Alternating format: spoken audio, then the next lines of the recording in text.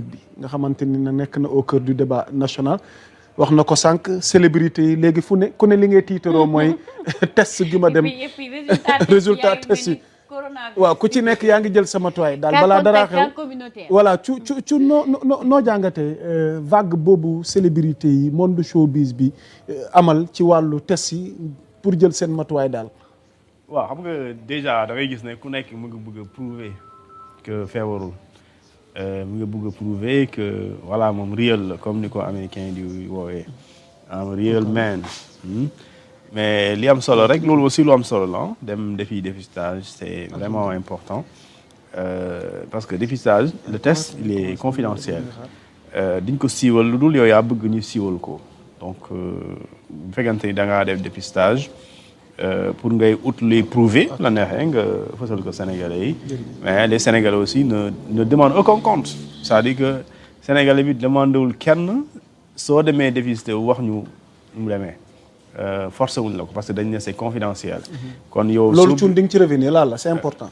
loi secret médical. ça fait débat. war nañ ko fësal waruñu ko fësal mbirum secret médical. mbirum wér-gu-yaramu nit ci wàllu tawati naka lay tëddee cuun nga fàttali ñu ko juridiquement parlant sur le plan juridique. waaw xam nga naka la mbir mi di tëddee. xam nga dafa bëri loi yi. parce que dama gis fi mu ne ni ku ne yaa ngi jug di jël sa wàllu wér-gu-yaram di ko teg ci place publique bi. waaw terewuñu man ma nit ki publier fi boppam.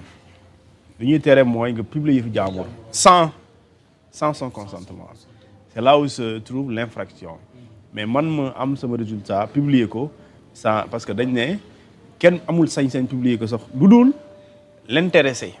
le concerné lu dul moom dalaa jox waaw c'est-à-dire que même sa soxna tey su defee dépistage bu la ko santul mënoo ko jëli médecin yi mënul la ko jox il faut que nga am consentement parce que daf ne sans le consentement de l'intéressé nul ne peut accéder aux informations médicales d'une personne. Nul ne peut. waaw nul xam nga foofu amul ay est-ce que jabar ji nul c'est double négation la mooy non. waaw loolu ça veut dire que donc c'est strictement confidentiel. maintenant nag ku mu neex doo demee defi résultat xëy na y a une clameur ku nekk di joxoñ ku nekk xam nga ku ne di jéem a satal boppam mais bu la neexee nga boo amee sa résultat nga publier ko. léegi nag ça nga am résultat ñu ne da ngaa positif wala négatif loolu daf lay wax rek feebar nga wala feebaroo. cela n'a rien à voir est-ce que góor jigéen nga. parce que c'est pas évident c'est pas forcé il n'est écrit nulle part que un homosexuel doit forcément être infecté. amul fañ ko bind amul d'ailleurs mën nga nekk homosexuel te doo am feebar. mën nga ko doon aussi feebar. léegi nag doon ko feebar am na ci sax ci. taskatu xibaar gi moom saytu nañ ko. voilà amu ko donte jàpp nañ ni mu ngi ci. effectivement donc le test conclusion test dépistage dafay confirmer ne que ne yow tu n'es pas malade loolu lay confirmer. mais prouver wul ne que tu n'es pas homosexuel. léegi nag loolu les ñiy publier xam naa lu ñu bëgg a prouver xëy na waaw da ngeen di njort dañoo feebar en réalité feebaruñu donc même ñi réclamer. li ñu tuddee ces informations là mais ñoom sax dañoo war a dem def dépistage confidentiellement parce que c'est confidentiel. léegi nag su la neexee yow nu am demee yaa nga wala ci doon nga ko siiw wala neexee nga fësal sa résultat. mais tu n'es pas tenu de le faire. léegi nag sénégalais dara bu xëyee ku nekk day jéem a prouver ku ne di jéem a prouver et j'ai vu des couples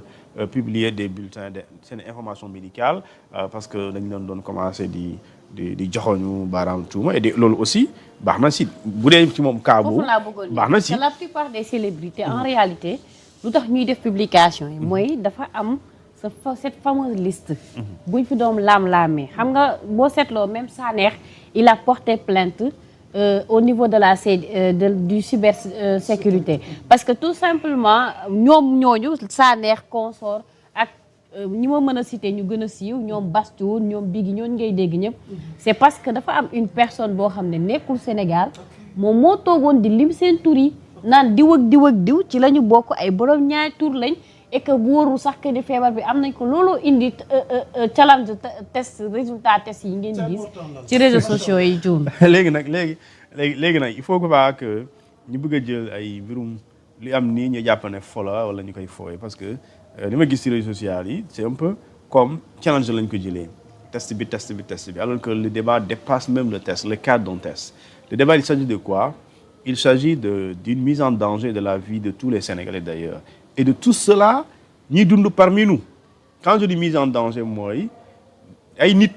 dañoo jël décision volontairement délibérément ñu xam ne dañoo feebar ñu nekkoon ci ay pratiques seen choix wu bopp ci seen choix wu vie ñu xam ne dañoo feebar ñu wàll ko nit volontairement et cette santé publique là nga xamante ni yow la man la kii la sunu doom sunu avenir et cetera ñoom ñëpp santé boobu la ñuy jël mettre ko en jeu mooy ku ne tey mën nga jékki-jékki demoo dikkuloo feebar ñëw fekk la ba sa kër parce que ñun si lu tax Sénégal et loolu dañu war a def débat yu gën a xóot ci loolu danger bi sénégalais yi xam ne yow mii même boo ne sama yoon nekku si sa yoon ngi si parce que ñun on est un pays voilà on est un pays boo xamante ni majoritairement croyant mais ñu si ëpp ay jullit lañ ay quand je dis jullit mooy musulman lañ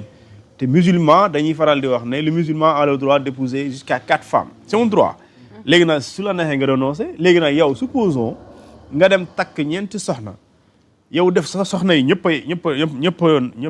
a toog maanaam ils sont vraiment pas ils sont très très fidèles yow nga dem takk koo xamante ni amoon na relation ak kenn si ñoom ki amoon feebaru mais dal bu kooku boo seeg moom en tant que jabar di nga wàllaale sa ñetti jabar yi waaw seen yoon nekku si et ça veut dire que maintenant toute la famille est infectée à cause de quoi à cause d'un irresponsable parce que c'est ça la vérité aussi un irresponsable mooy ki nga xamante ni daa feebar xam ko et pare tay ko di ko wàllu nit te ils sont irresponsables léegi kooku est-ce que dañu war a yem ci rek waaye test bi dem naa def test bi dama koy publier loolu vraiment loolu c'est l'aspect ludique boo xamante ne waruñ ko fi indi les choses sont plus sérieuses que ça. et man jàpp naa ne aussi dafay relancer benn mbir parce que maa ngi koy wax keroog nga Covid 19 dafa ñëw ubbi benn brèche ubbi maanaam tax na donte ñi gëm nañ ko gëmuñ ko mais nit ñi ñu ngi doon maytuñu ko et puis tax na nit ñi aussi jël seen i précautions ci wàllum santé ci wàllum hygiène parce que ay temps lu bëri dañ ko daan seetlu ci société bi ci wàllum ñàkk respecté hygiène moo xam bu ñuy lekk moo xam bu ñu dajeeg nit di ko nuyu moo xam bu ñuy tissué yi dem na ba indi benn habitude ci benn comportement xam da ngay dajeeg nit sax muy tissué nga gis muy def nii pourtant Covid bee tax nit ñi di ko def de mais bien avant lu ñu waroon def la mais Covid bi ñëw na am na benn psychose bu mu créé de la même manière li nga ko waxee c'est important mooy que tey je pense que ne avec jàngoro bii ñuy wax ci wàllum VIH sida bi dina mën a poser un débat wax nit ñi ne day intéressé wu ci wàllum santé parce que cuun Sénégal boo demee tubaab bi ñun li ñu gën a rawee mooy que dañoo fonk ñaar mooy dañoo fonk avocat fonk médecin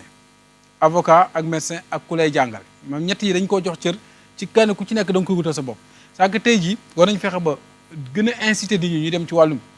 def ay bilan médical def ay li nga xamante moom moo di kon ay examen médical di def ay saytu seen wér-gu-yaram parce que ni nga ko waxee sànq bu duggee ci kër c'est comme ay soj ak yooyu bu duggee ci kër jàpp na toute la personne autant toute la famille est en danger parce que tey jii bu laalee kenn rek day law ba ci kenn parce que ku ne xam ne suñu société bi ni mu bindoo composante bi ñu yore jokkalante bi gis nga autant Covid bi ataaya da ngay gis ku ñëpp dañ koy bokk c'est-à-dire que tey jii ñooy bokk néeg bi souvent sax accessoires yi ñu utiliser même jigéen ñi dans les maisons ñooy soxla ñooy utiliser seen accessoires yi ñooy koy weccante yoroo kii alma kii ne yoroo ping alma kii ne yoroo lii donc yooyu noonu yëpp ay objet la yoo xamante ni au-delà de l'aspect entre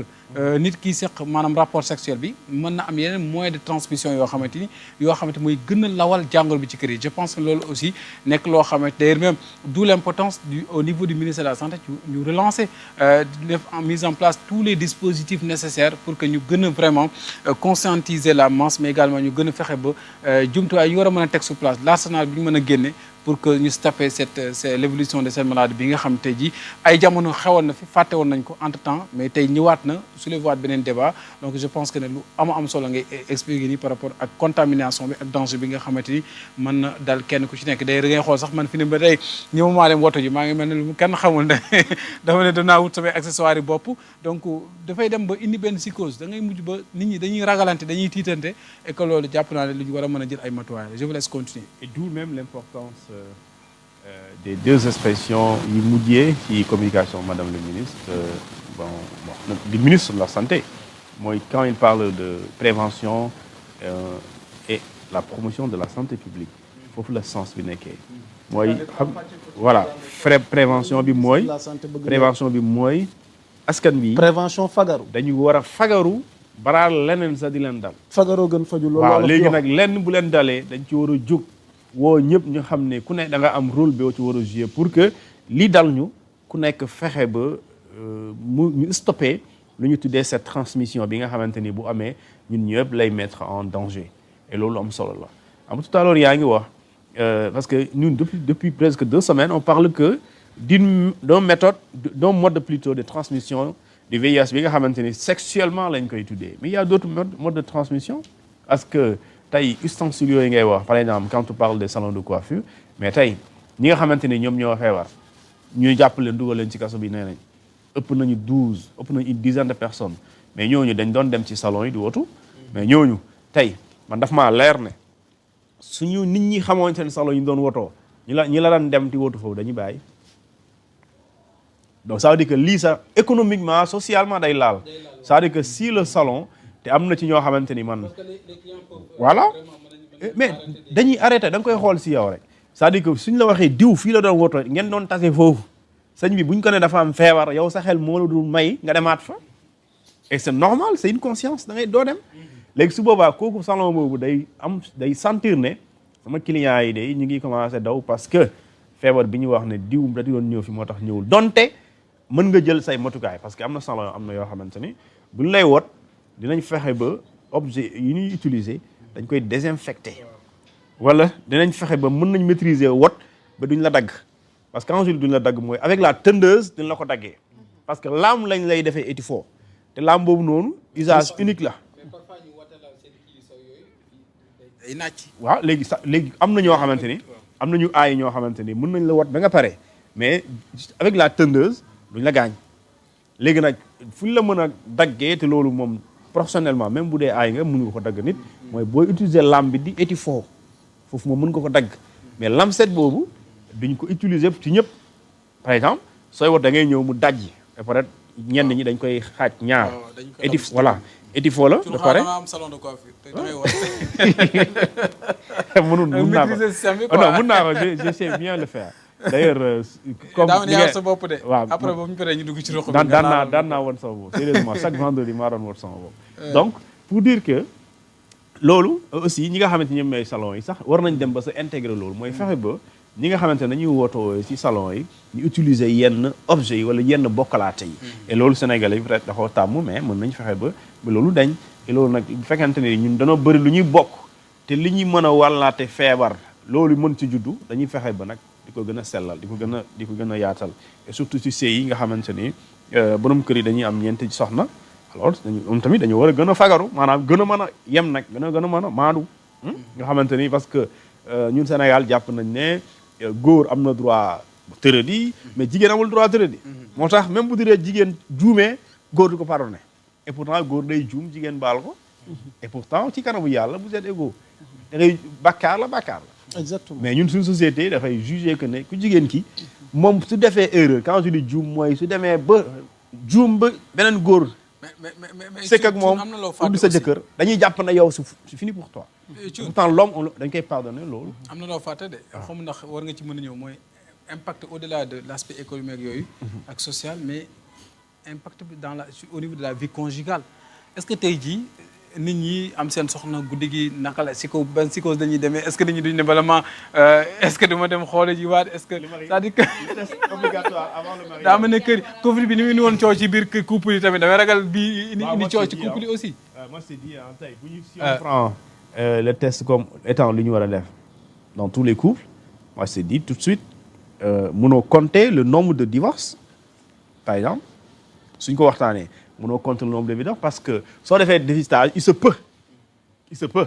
que dans des couples bien fondés que l'un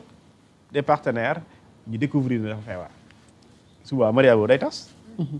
wala bu tasul aussi naqari la jëm waaw parce que da nga naan d'accord bëgg naa ko mais est-ce que dama war a weccoo bëgg ak risquer feebar xam nga dañ naan mën nañ jël prise en charge ñu def ay xawma lan antirétroviral d'accord mais am na ñoo xamante ne même bu c'est-à-dire duñu leen wóor c'est comme ñu tiimal la fetel bal baa ngi ci biir ñu ne la bàyyi ñu essayé noo doo dee mais waa xel du daal léegi nag yooyu mooy doon li nga xamante ne mooy maintenant rek lu am solo rek mooy et que ñun Sénégal xëy na c'est un peu notre problème soo ko defee ñu ne yëfu tubaab la wala wóoluwuma mais y a rien d'accord loo xamante ni dafay am nga jàpp ne ñàkk wóoradi la bu fekkente ne ñaari nit ñuy ànd bu ñuy déggoo d'accord dañu war a déggoo ci lépp loo xamante ne day fonder seen famille da ngeen di jur seen i doom da ngeen bëgg a créer loo xamante ne un cadre familial bu sain ginnaaw ndimbali yàlla da ngeen ci farlu jiital effectivement mettre les jalons yi nga xam ne moo leen di permettre pour ëllëg même buy am aussi nga xamante ne mën nga ko maîtriser parce que mën nga feebar nag du dund ak moom te doo wàll sa waa kër loolu il faut ñu intégrer ko voilà des méthodes mais loolu